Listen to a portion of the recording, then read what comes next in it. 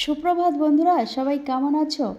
প্রিয় বন্ধুরা, আমি রিতার ছোট পৃথিবীতে তোমাদের সবাইকে স্বাগত।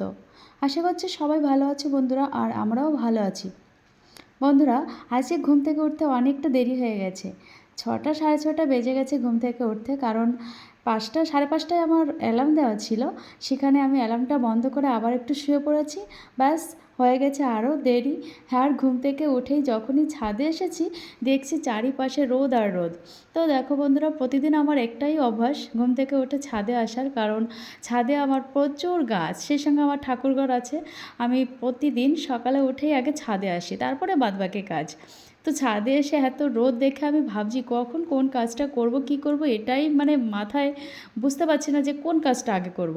এদিকে ছেলের আজকে 8টায় পড়া আছে, ওই জন্য একটু লেটও হয়েছে। যে ছেলের যেদিন সকাল সকাল পড়া থাকে সেদিন আমি একটু তাড়াতাড়ি ঘুম থেকে উঠে যাই। আমার অবশ্য অ্যালার্মটা দেওয়া থাকে 5:30টায়, সেখানে আজকে 5:30টায় অ্যালার্মটা বন্ধ করে আমি আবার একটু শুয়ে পড়েছিলাম। যাই হোক, ঘুম থেকে উঠে রোদ দেখার পর তো মাথা ঘুরে গেছে কোন কাজটা আগে করব, কি করব। তো পরপর কাজ আমি করেই গেছিলাম, যার জন্য কাজগুলো তাড়াতাড়ি হয়েছে। তো যে ছেলে 8টার দিকে যে পড়তে যাচ্ছে, আর ছেলেকে পড়তে পাঠিয়ে দিয়ে আমি আবার ছাদে চলে এসেছি। আর যত মানে সকালের অনেক কাজই কমপ্লিট করেছি, একটুও বসে থাকিনি, একটার পর একটা আমি কাজ দ্রুত করার মানে চেষ্টা করছি, হয়েও গেছে। তো ছেলেকে পাঠিয়ে দিয়ে এই যে একটু স্যাসিডটা খেয়ে নিলাম, তারপরে ছাদে এসেছি কিছু জামা কাপড় নাড়তে, কারণ আগের দিনে জামা কাপড়গুলো পুরোটা শুকায়নি, তো ওইগুলো একটু সামান্য রোদে দিলেই শুকিয়ে যাবে, তো তার জন্যই উপরে এসেছি। আর সেই সঙ্গে ঠাকুরঘরটাও পরিষ্কার করব, মুছবো, ঠাকুরঘরে বাসন মাজবো, ঘরটা ঝাড় দিতে হবে। আর এদিকে দেখো আমার শাশুড়ি মা সেলাই করছে। আমার শাশুড়ি মা অনেক কিছু সেলাই করতে পারে, যেমন শাড়ির পাড় লাগানো, পিকো করা, এখানে ব্লাউজ তৈরি করছে, এখন অবশ্য ব্লাউজ তৈরি করছে, ব্লাউজ বানাচ্ছে। আর এদিকে আমি কাজগুলো করছি। তারপরে এইসব কাজ কমপ্লিট করার পরে শাশুড়ি মাকে আমি রান্নার সব গুছিয়ে দেবো, আর উনিই রান্না করবে। রান্নাটা আমার শাশুড়ি মাই করেন, মানে সকালে একবারেই দুবারের রান্না করে রাখে, এটাই যথেষ্ট, তাই না? তো দেখো বন্ধুরা, আমার ঠাকুরঘর ঝাড় দিয়ে এই যে থালা বাসনগুলো আমি পরিষ্কার করে নিলাম, আর ঠাকুরঘরটা এবার মুছে নেব। এদিকে কিন্তু প্রচুর রোদ উঠেছে, সেই সঙ্গে কিন্তু হাওয়া দিচ্ছে। কিন্তু ভাই, মানে এর গরমও আছে, কি বলবো, গরমও লাগছে, কারণ দৌড়দৌড়ি কাজ করছি, তো একটু ব্যস্ততার মধ্যে আছি, যার জন্য গরমও খুব লাগছে। আমি পাখা চালিয়ে অবশ্য কাজটা করছি। তো বন্ধুরা, এই যে দেরি হয়ে গেলে যে কাজের যে ব্যস্ততা, আর কি কোনটা কোন কাজ করব বুঝে পাই না, ঠিক আছে? তো এই যে যদি একটু সকাল সকাল ঘুম থেকে উঠতাম, এই ব্যস্ততা কিন্তু আমার থাকতো না।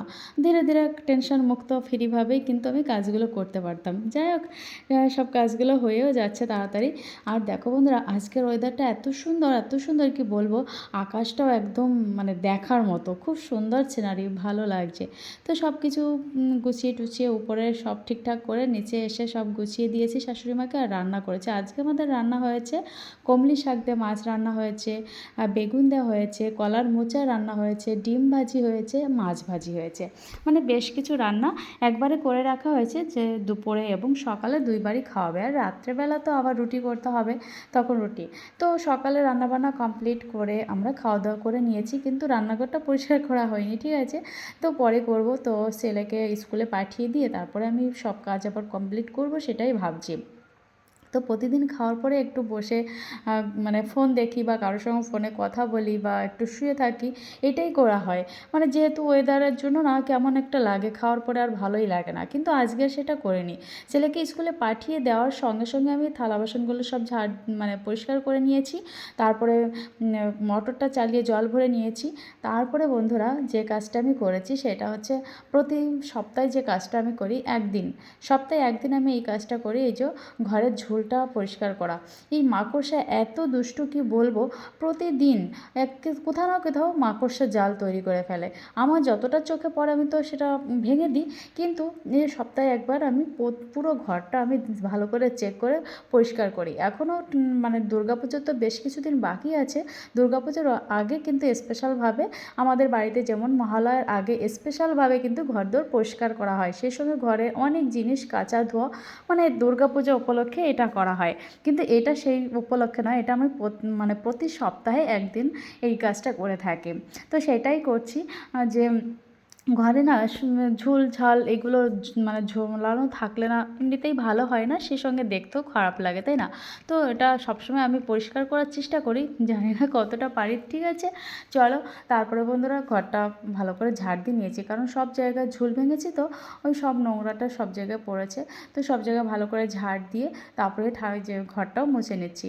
আমার দুটো রুম, বারান্দা সব কিছু মোছা হয়ে গেছে, শুধু এই ডাইনিংটা মুছলেই হয়ে যাবে। তো আজকে ভাবছি দোতলার মানে যে বাথরুমটা ওটা পরিষ্কার করব। আমি নিচতলার বাথরুমটাই মানে ইউজ করি, এখানে চান টান করা হয়, তো চান করার সময় প্রতিদিন পরিষ্কার করা হয়। আর এই উপরের বাথরুমটায় তো আমি চান করি না, ওখানে শাশুড়ি মাই বেশি ইউজ করে, তো উনি আরও তো পরিষ্কার করেন না, আমাকেই করতে হয়। তো ভাবলাম আজকে উপরেই চান করি আর উপরেই পরিষ্কার টরিষ্কার করব।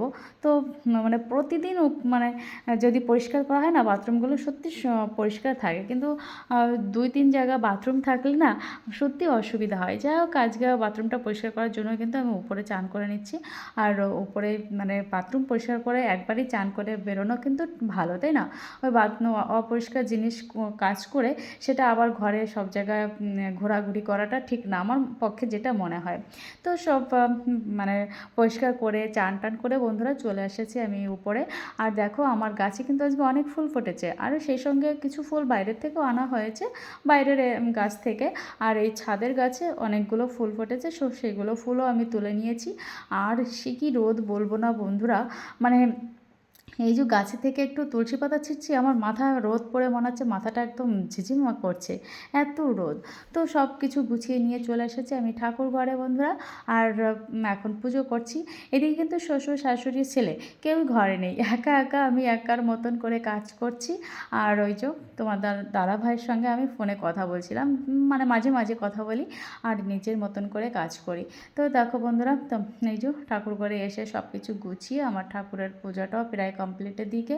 তারপরে তো আবার তারপরে আবার আমার রান্নাও আছে জানো তো, মানে দুপুরে আমাদের ভাতটা করতে হয়, বাদবাকি তো সকালে রান্না হয়ে যায়, কিন্তু দুপুরের যে ভাতটা সেটা গরম গরম আবার করা হয়।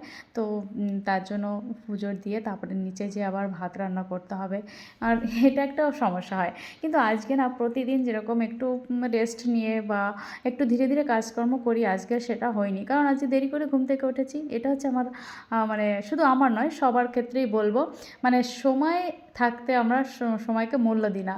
আজ আমার সময়ের মূল্য দিইনি জন্য আমার এই সব একটার পর একটা ব্যস্ততার মধ্য দিয়ে করতে হচ্ছে, এই আর কি।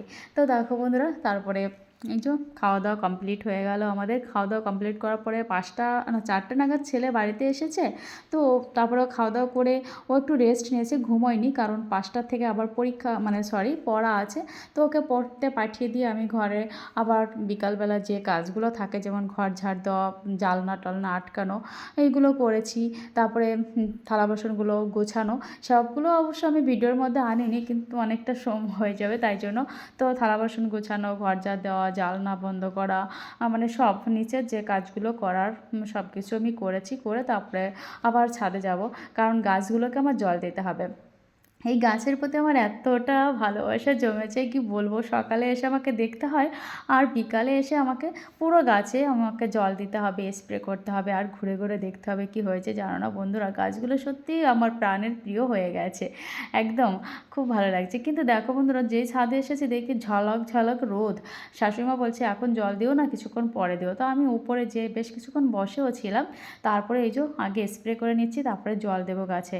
আর এদিকে উপরে মানে সিঁড়িঘরের যে ছাদটা, সেই ছাদে আর একটা টব আছে আর লম্বা মতো, সেই টবে কিছু মানে মাটি আছে, সে মাটিটা ভালো করে একটু পরিষ্কার করতে হবে, সেই সঙ্গে একটু নেড়ে দিতে হবে, আর একটু মানে সার মাটি দেবো বা সার দেবো এবং জল দেবো, সেটা দিয়ে একটু সুন্দর করে রাখলে না কিছু গাছ লাগাতে পারো। তো উপরে ওই কাজটা করে দেখো বন্ধুরা, শাশুড়িমা বলছিল নিচের গাছে জল দেওয়া হয়ে গেছে, আমি যে না দিতে হবে। তো নিচে এসে আবার জল দিয়েছি।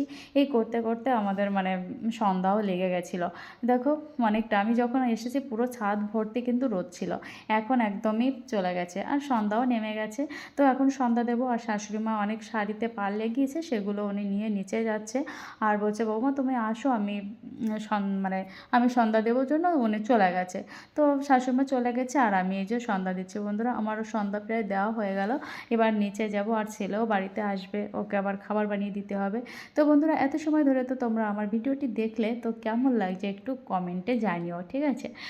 আর আমার কথার মাধ্যমে যদি কিছু ভুলভ্রান্তি হয়ে থাকে অবশ্যই ক্ষমা দৃষ্টিতে দেখবে। আর দেখো বন্ধুরা, এই যে আমার দোতলার যে জালনায় কিছু গাছ রাখি আমি।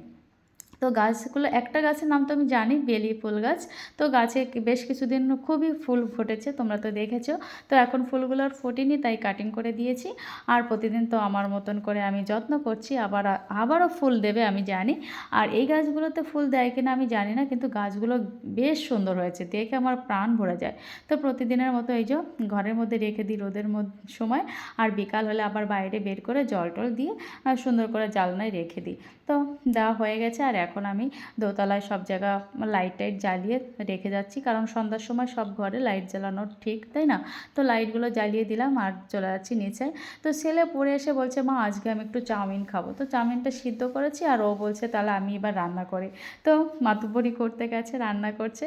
তো চাউমিন খাওয়ার পরে আবার ওর 8টা থেকে পড়া ছিল, মানে 7টায় বাড়িতে এসেছে, আবার 8টার থেকে পড়া। তো পড়তে বসে গেছে। আর এইদিকে আমি বন্ধুরা রাতের খাবার তৈরি করে ফেলছি, কারণ এখানে আমি কিছু ভাত বসিয়েছি, চাউমিন আছে, রুটি করব, মানে দুধ গরম করব, এইসব দিয়েই আমাদের রাতের খাবার। তো চলো বন্ধুরা, আজকের ভিডিওটি আর বেশি বড় করছি না, কারণ অনেকটাই বড় হয়ে গেছে। জানি না তোমরা ধৈর্য ধরে সবটা দেখছো কিনা, দেখলে অসংখ্য অসংখ্য ধন্যবাদ তোমাদের সবার জন্য। তো ভালো থেকো, সুস্থ থেকো, আবার দেখা হচ্ছে পরবর্তী ব্লগে। টাটা।